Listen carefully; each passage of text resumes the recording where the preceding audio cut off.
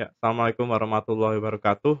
Selamat datang di channel ID Sejarah, channel yang membahas mengenai materi-materi pelajaran sejarah SMA. Nah, kali ini saya akan melanjutkan materi mengenai penjelajahan bangsa Barat yang sebelumnya sudah saya berikan materinya.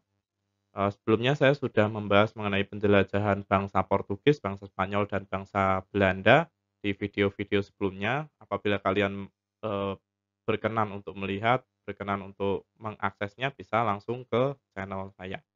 Nah, pada materi kali ini saya akan menjelaskan mengenai penjelajahan bangsa Inggris sampai ke Indonesia atau ke Nusantara.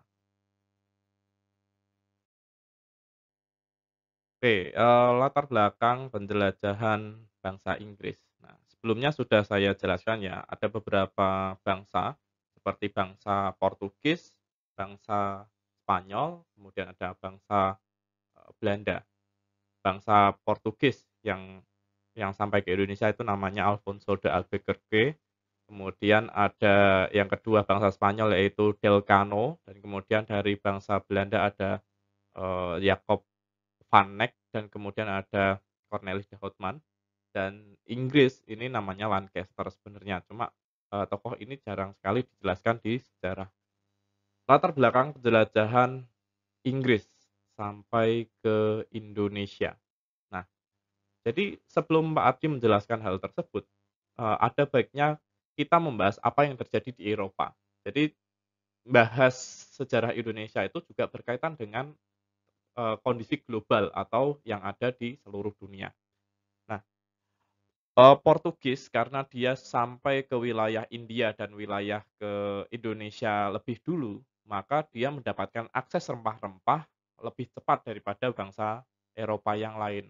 Maka dari itu, dengan adanya kesempatan mendapatkan rempah-rempah yang sangat banyak, maka rempah-rempah ini diboyong ke Portugis atau Portugal.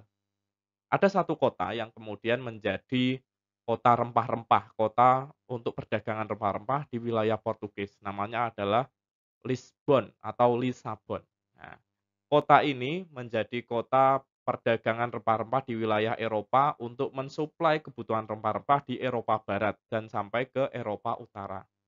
Inggris sebagai salah satu negara yang dekat dengan Portugis pada masa itu mengambil rempah-rempah dari pihak Portugis dengan harga yang murah. Namun dengan adanya perang yang terjadi antara Portugis dan Inggris, mengharuskan Inggris untuk tidak membeli dari pihak Portugis di Lisbon.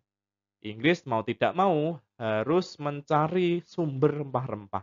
Nah, maka dilakukanlah pelayaran-pelayaran sampai ke wilayah India dan Nusantara. Nah, dari sini Pak Adi bisa menjelaskan bahwa latar belakangnya itu ada dua, yaitu yang pertama ada penutupan akses rempah-rempah di Lisbon oleh pihak Portugis, dan yang kedua adalah kebutuhan dagang akan rempah-rempah yang mengharuskan mereka untuk mencari rempah-rempah ke wilayah asalnya yang diperkirakan itu adalah India, tapi ternyata ada di wilayah Indonesia, terutama di wilayah Maluku. Kemudian, singkat kata Inggris sampai ke wilayah India pada tahun 1600. Sesampainya di India, Inggris kemudian mendirikan satu kongsi dagang. Nah, kongsi dagang tersebut namanya adalah EIC, East Indian Company. Nah, di sini Inggris memperkuat kedudukannya, di India, yaitu Inggris membentuk kongsi dagang yang diberi nama East India Company. Dari India dari India inilah para pelaut dan pedagang Inggris berlayar ke Kepulauan Nusantara untuk meramaikan perdagangan rempah-rempah. Seperti alurnya si Portugis bahwa sebenarnya itu pusat dari rempah-rempah bukan di India, melainkan di wilayah Indonesia. Dan yang paling ramai untuk perdagangan rempah-rempah itu ada di wilayah Selat Malaka. Nah, maka di sini Inggris tidak berhenti saja sampai ke India, namun berekspansi sampai ke wilayah, wilayah Malaka. Ini. Kemudian ternyata, sesampainya Inggris di wilayah Indonesia atau Nusantara, itu bentrok dengan organisasi kongsi dagang, dari bangsa barat, namanya VOC. Nah, jadi di sini pada abad ke-18 sudah banyak para pedagang-pedagang Inggris yang berdagang sampai ke Indonesia, bahkan sejak Belanda masih berkuasa di Indonesia dengan sekutunya Prancis. Inggris bahkan sempat mengancam monopoli perdagangan yang dilakukan Belanda dengan perusahaan dagangnya yaitu VOC. Jadi, eee, bisa kita bayangkan ya, ada 2 kongsi dagang besar yang ada di wilayah Nusantara, yaitu kongsi dagang dari Inggris, EIC, dan kongsi dagang dari VOC. Keduanya tujuannya sama, yaitu mencari rempah-rempah. Maka keduanya ini, seringkali bentrok, seringkali konflik antar antar keduanya untuk mendapatkan monopoli dari penjualan rempah-rempah. Nah, ini. Kedatangan EIC ke Nusantara itu mendapatkan sambutan yang cukup baik, terutama ketika EIC ini melakukan, kerjasama dengan pihak Banten. Jadi selain berdagang, EIC ini juga melakukan perpolitikan dengan melakukan, kolaborasi, dengan melakukan kerjasama-kerjasama dengan kerajaan Banten. Nah, jadi pada tahun 1602, Inggris mengirim utusannya ke Banten guna mengadakan hubungan bilateral. Hubungan bilateral itu hubungan antar 2 organisasi ya, baik itu organisasi dagang dengan, negara atau kerajaan, itu. Atau kerajaan-kerajaan atau negara-negara. Nah, itu.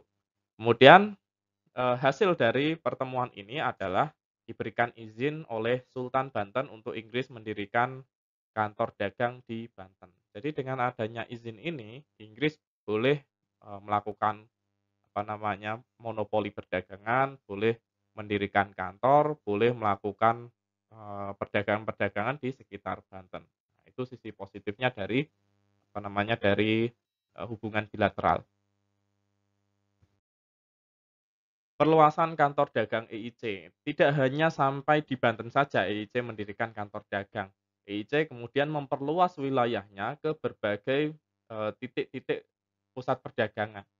Pusat perdagangannya di mana saja yang diperluas, yaitu di Goa, Makassar, dan Aceh. Nah, jadi dengan demikian EIC mendapatkan beberapa wilayah titik-titik perdagangan di Nusantara, hingga akhirnya mereka mendapatkan julukan bahwa mereka adalah penguasa lautan, baik itu di dunia maupun pada saat itu di sekitar Nusantara. Selain di Indonesia, EIC juga berdiri di India, kemudian ada di Singapura dan Malaysia pada masa itu.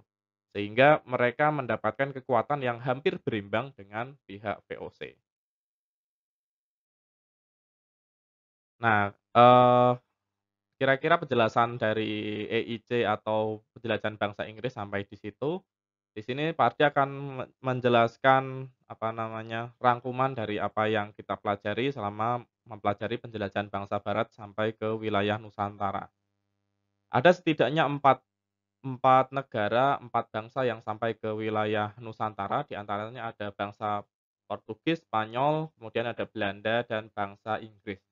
Portugis itu dilakukannya, penjelajahan sampai ke Indonesia, itu pada masa pemerintahan Alfonso de Albuquerque, itu pada tahun 1511, dia sudah sampai ke wilayah Malaka dan menguasai wilayah Malaka, dan dilanjutkan menuju ke pusat rempah-rempah, yaitu di mana? Di wilayah Maluku tahun 1512, jadi setahun setelahnya ya. Kemudian bangsa Spanyol ini seperti yang Pak Ardi jelaskan dulu, bangsa Spanyol itu sampai wilayah ke Indonesia, yaitu ada, kepemimpinan dari Magalhães Delcano, pada masa itu Pak Adi jelasannya gitu ya. Magalhães dia sampai ke wilayah Filipina namun meninggal di Filipina karena adanya perang dengan suku asli dari Filipina. Kemudian dilanjutkan oleh Delcano. Nah, makanya di sini nama yang dicantumkan adalah Sebastian Delcano karena yang memimpin pada saat itu dari Filipina sampai ke Maluku kemudian kembali lagi ke Spanyol itu adalah Delcano. Nah, Delcano sampai ke wilayah Maluku itu pada tahun 1521. Kemudian bangsa Belanda ada 2 tokoh yaitu Cornelis de Houtman dan Jacob van Mack. Keduanya ini sampai ke wilayah Banten. Cornelis de Houtman dia sampai ke Banten tahun 1596.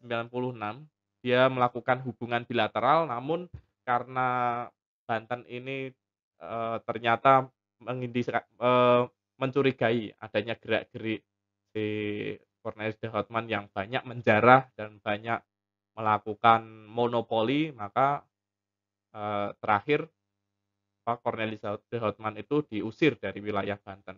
Kemudian yang kedua ada Jacob van Eyck, ternyata sama, Jacob van Eyck juga sampai ke Banten, namun, penerimaan Banten itu lebih bagus Jacob van Eyck daripada Cornelis de Houtman. Kemudian yang terakhir ada bangsa Inggris yang dipimpin oleh Sir James Lancaster, ini juga sampai ke Banten dan melakukan hubungan bilateral seperti tadi yang Pak Ardi yang, dijelaskan tadi. Berikut adalah rangkuman dari materi sebelumnya, yaitu yang pertama, Portugis sampai ke Asia Tenggara, tepatnya di Malaka pada tahun 1511. Selang 1 tahun mereka menuju ke wilayah Maluku, yaitu yang dipimpin oleh Alfonso de Albuquerque. Kemudian pada tahun 1522 Portugis sampai ke Pajajaran karena dianggap menjadi ancaman kerajaan Islam. Maka di tahun yang sama, tepatnya di Sunda Kelapa itu Batavia atau Jakarta sekarang, Portugis diserang kerajaan Demak dan kemudian Portugis kalah dan harus meninggalkan wilayah Sunda Kelapa. Di sini yang memimpin adalah Fathahillah. Kemudian yang ketiga, pada tahun 1521 Spanyol di bawah pimpinan Sebastian del Cano sampai ke Maluku. Karena di Maluku sudah ada Portugis, maka terjadilah perselisihan yang kemudian ditengahi dengan perjanjian yang namanya Perjanjian Saragossa. Diingat-ingat itu Saragossa. Kalau yang awal penentuan penjelajahannya ke arah mana itu Tordesillas. Kemudian pada tahun 1596 di bawah pimpinan Cornelis de Houtman, Belanda sampai ke wilayah Banten karena sikapnya yang tidak ramah akhirnya diusir oleh pihak Banten.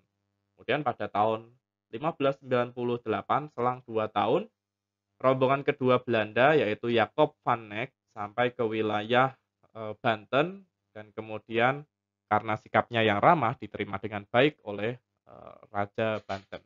Yang terakhir pada tahun 1602 Inggris di bawah Sir James Lancaster sampai ke Belanda. Mereka diterima dengan baik, Inggris diizinkan untuk mendirikan kantor dagang di Banten dan Jayakarta.